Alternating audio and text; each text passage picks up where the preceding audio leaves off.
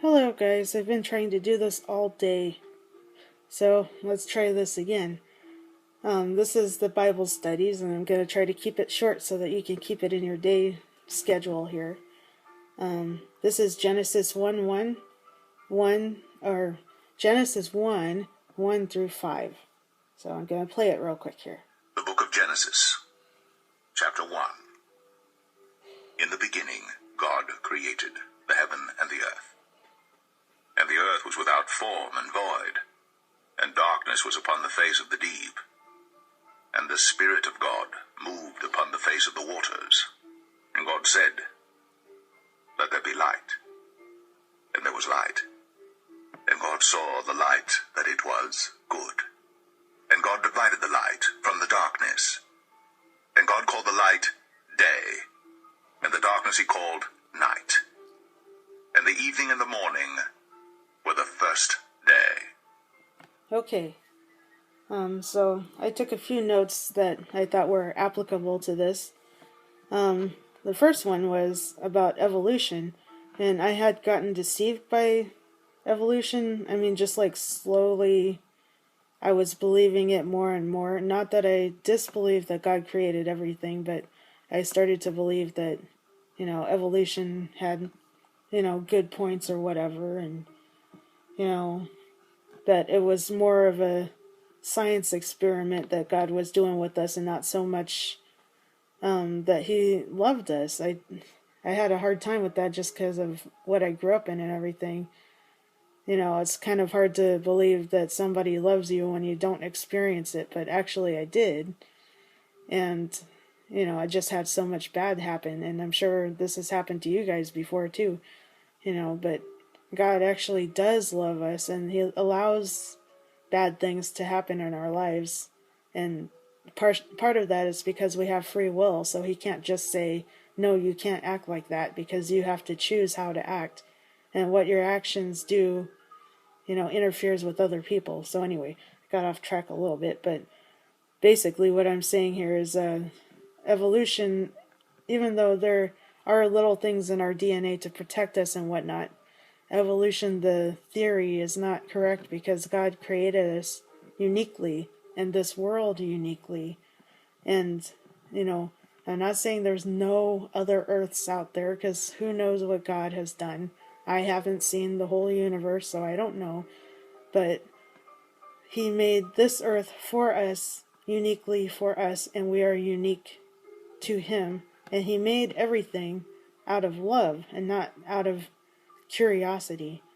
So God made this earth and all of us out of love, because before us there was just the three of them. I mean, I suppose there was angels too, but God wanted to have a big family. He's a big family guy, so he wants to have all of us be his children, and he wants us to choose him. But that's just it. He wants us to choose him. So, and then the other thing that I noticed that God pointed out to me was that light was the first thing that he made. I mean, of course, he's light, but he made us lights, so that, obviously, so we could see.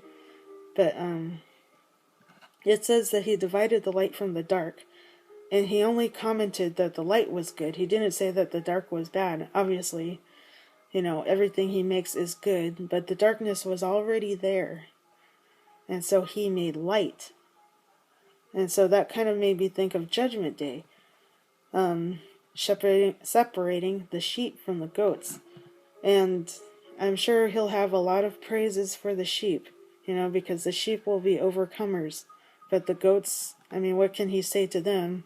He will rebuke us while we're here, but at the end there's nothing to say except depart from me.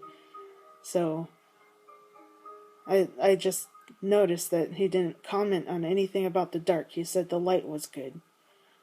So, okay, I'll read the commentary here. I'm skipping the first one, it's pretty long, but the second one is for 1:1. There are 3 commentaries for 1:1, and I'm reading 2 of them. First off, the creation story teaches us much about God and ourselves. First, we learn about God. He is creative. As the creator, he is distinct from his creation, and he is eternal and in control of the world. Second, we learn about ourselves.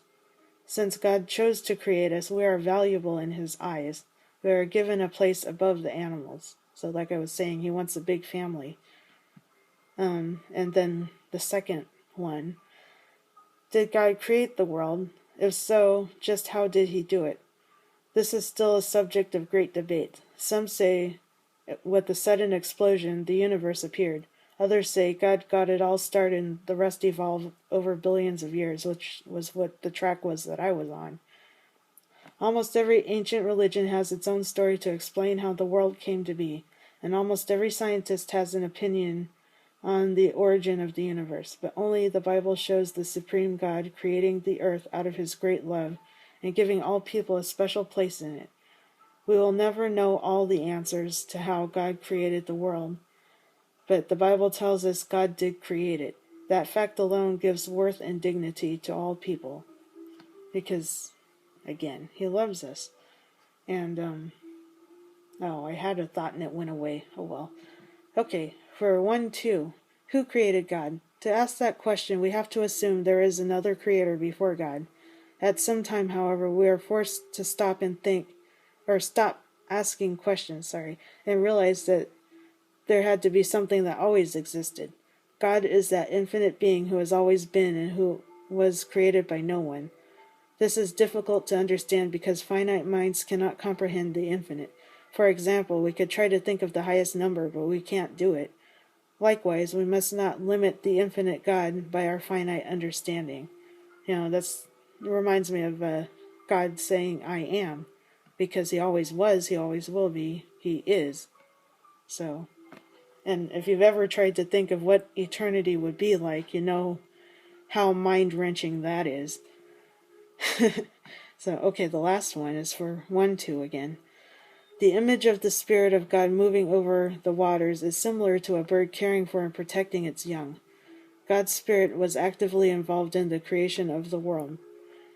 And that makes me think of, how God is often referred to a lion, but sometimes He's also referred to as an eagle protecting us. And, it says under His wings we will find refuge. So, if you could imagine God as an eagle, you could imagine Him protecting us very well. I mean, it kind of makes me think of Lord of the Rings. I haven't seen that in a while, but, those big birds carrying the two guys away from Mordor and taking them to a safe place. Well, that's God. He's keeping us protected.